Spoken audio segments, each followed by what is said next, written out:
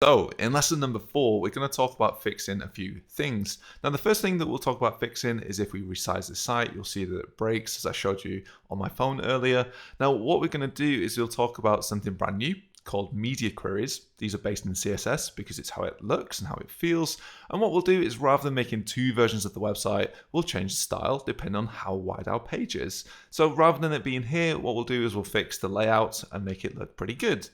The next thing that we'll do is we'll add something to our contact page. At the moment, it just says contact me on my email and I'll try to get back to you within 1 business day, but this isn't in our design. What isn't our design is a form. So how do we fill this in?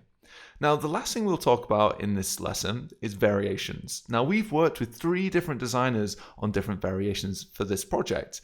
We've worked with Alice, who's worked for clients such as New York Times and Vogue, and she's come up with a completely different version. Alex Mosley is an illustrator. She does a lot of illustration work, so she's come up with this site and this design as part of the brief. So this looks a little bit different. We're using the same brief, but in a completely different way.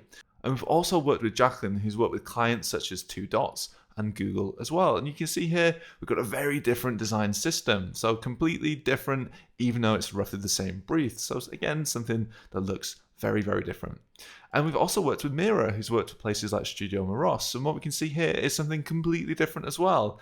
Different setting. This is a flower store. It's an horticultural studio based in London. So we've got something that looks very, very different in all of these different settings. But we've got most of the framework that we need for this. We have all of our structure, our HTML, and our style set up. All we need to do is make the tweaks. So if you do want to do different versions of this site, you're very, very welcome to. We're using exactly the same techniques. But what we'll show is there's a few things in here that are different. For instance, this layout is different than on here. How do we go about fixing that? So we'll talk about that over the next few videos. But the first thing we'll fix is this mobile version of the site. How do we make this look responsive?